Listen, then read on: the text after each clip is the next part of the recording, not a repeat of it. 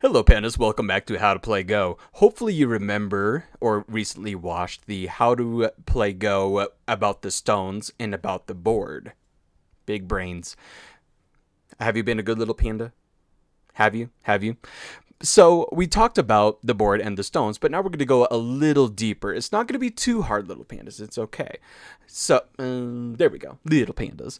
And so, it should be fairly simple to grasp the idea of these two shapes, plus another shape that also has a little bit of extra to it as well. But also very, very simple. So, don't get scared, little panda. It's okay. So, the double Atari is very simple. If you remember the single Atari or just Atari, then you have one limb left. Just like this one stone right here. This one stone only has the one liberty extending out because that's the only space that is connecting to the stone via a line. And so, in order for white to save that stone, they would have to extend. And for black to take that spot, it takes the white stone away. Now, like in this situation, we actually have two stones that are in Atari. And if you remember about the game, it's turn-based, so you only have one move. 2 minus 1 equals 1, so you can only save one, and you have to sacrifice the other. For example, let's say white has an opportunity to play first. If white wants to extend and save this stone, that stone is gone. But if white saves this stone, then that stone is gone. So it's one or the other. And in another term, you don't have to remember this either, but letting it out there. This term is also called MAIA, M-A-I-A, and that's when you have a choice between two options. If you get this, they get this. If they get that, you get that. Or you get this. So that's the idea of double Atari, and you want to avoid this as much as possible. Because it can be very painful in a game, and not only that, they're getting free points because they're 100% going to be getting some points. They'll be getting 2 points by capturing that stone, or they'll be getting 2 points for getting that stone. One for capturing, and then the other for the space that they surround. See, easy peasy lemon squeezy. So, double Atari. That is one common shape that you will see very often and want to avoid when possible. Now, the ladder. I don't remember if I mentioned this before. Hopefully, I did, but anyway, so a ladder is very similar to the Atari. It's all Atari based. And let's just go from there. So we've got this white group right here, and it's got one liberty to extend out and to survive. Well, let's say white gets the option to escape out. Now white has two liberties again, two limbs. They're walking around, they're crawling around with their two arms with no legs. They're crawling around. Let's say black plays an Atari, because again, now white only has one arm there, and white escapes. Lickety split. It's totally fine. Totally fine. But remember, there's two options here. White has two spaces, and we chose to pick this space, and white extended out, and now they're fine. But let's go ahead and Atari this way. The other spot, the other space that is connecting to white via a line. And now, all of a sudden, white has two spaces, one liberty left. And that would be that right there. So we're going to go ahead and extend out. And then we're going to Atari, where we don't want to get caught, so we want to extend out. Atari, one liberty, so we want to run out. Atari, one liberty, we want to run out. Atari, one liberty to run out. Atari, a liberty to need to fill in a liberty to get extra liberties. Atari, and all of a sudden, it's all gone. This is the ladder shape. And this is the simplest and most common thing you will ever find. It happens a lot in my games, in Dawn games, in Kyu games, high Kyu, low Kyu, happens in pro games. Or the situation comes up, not going to the actual end of it, but it does happen sometimes. So it's this. If anything, this is the biggest thing, along with Ataris, that I would strongly urge you to understand the best as you can. Because for one simple easy mistake, one easy slip up, let's say Black wants to Atari, gets all excited, there's a ladder, they can't escape, ha ha ha, and then all of a sudden you Atari the wrong way. Now White's okay. Now let's say, oh darn, I'm gonna try getting back into that ladder. All of a sudden, we've got a double Atari here. And that is a big flaw and a big issue with the ladder if it doesn't work for Black. Because you have to save one or the other. And by doing this, there's no way Black can surround this group and capture it. White is safe now. White is out. And let's say, for an even bigger illustration of how that would look, let's imagine it from the very beginning of the board. Let's say it's way back here. And you just get the ladder all the way through to here, and oh no, all of a sudden, White is okay. Look at how many opportunities White has for double Ataris. 7 different options, just with that. So, very, very dangerous. And Black can't protect them all.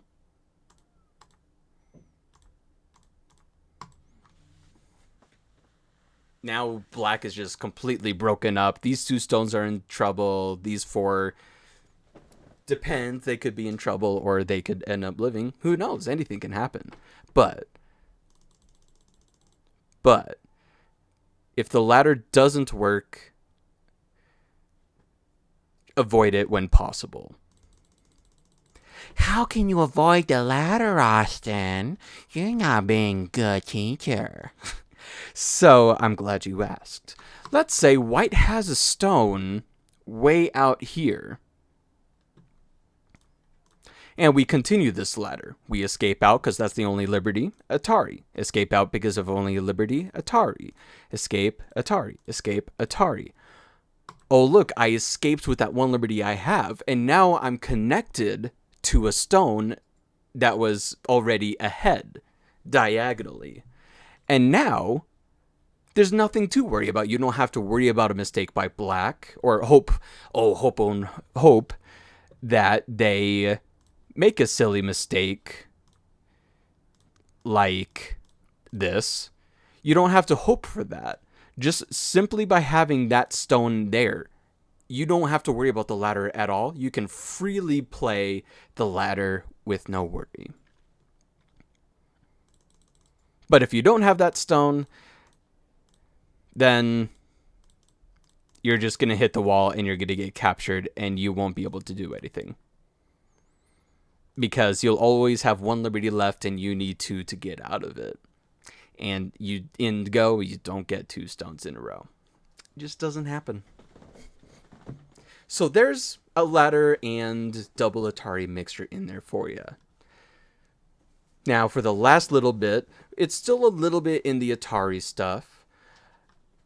And that is going to be what we call the crane. The crane itself doesn't come up very often in the game, but still something to watch out for. And it's something to really help you with reading. For example, Black to capture some white stones. How is Black going to capture some black stones? We've got a few options. We've got this one, and this one, because those are the 3 liberties that these 3 stones have. And then these are the liberties that this stone has. And then these two are to threaten to surround the stones. But what is the correct answer for black to capture some white stones? Do you know? Take a moment to think about it. Go ahead and pause the video if you want to think about what you could do to capture some white stones. The answer is not going to be any of those 5. Yeah, none of those 5. None of those 5. Because the idea of this is that you can't capture everything. You can't be too greedy. There's a little bug. You can't be too greedy when playing. Just try to grab what you can and go from there. That's another kind of little thing to learn about this as well. Just get what you can and move forward. Now we get into the reading. Although I'll also give an example as to how this doesn't work. Because you can't surround this group if you do this. White is going to escape out and you just can't surround it anymore. Same with these. You can just escape out and you're fine.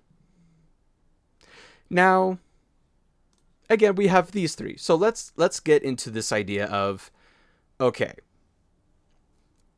what can I do and what can they do? Well, as black, I could play this, but it's turn-based, so they have to play next. And they could connect. And now you can't really capture the group. And imagine that there's a lot of space up top too. Just focus on the shape of this. So 1 doesn't work. Let's try 3. We're going to try poking through here and cutting through. But white again just straight up connects to the stone and can escape out. You can't capture the 3 stones. So 1 doesn't work and 3 doesn't work. And 2 has always been the key for white. 2 has been the key for white. The key for your opponent. When reading, you want to keep in mind, if they play this, they'll be safe. No questions asked. They will be safe if they get this in. So, in most cases, not all cases, but in this case, play the key move and see what happens. Try reading it out. So, looking at it again, 1, the key, by playing 1, the key space is for white to connect. Or white has this and is going to be connected. 3, white connects or does a bamboo shape. It's literally just two stones and 2 stones with a space in between, just a bamboo joint.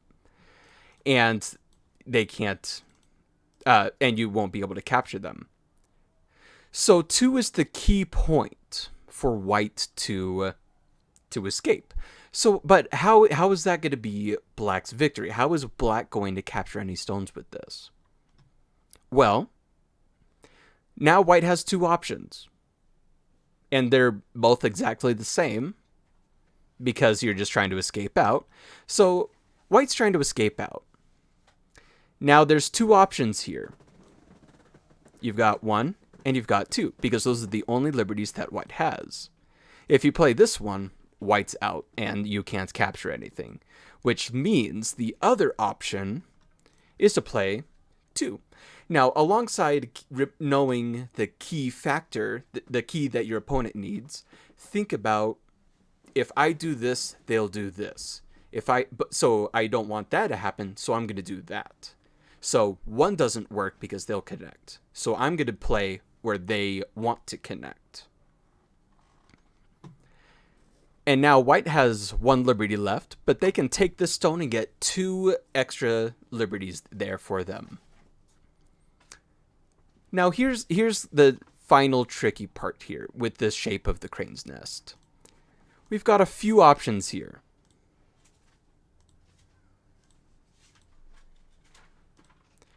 But which one is the real answer?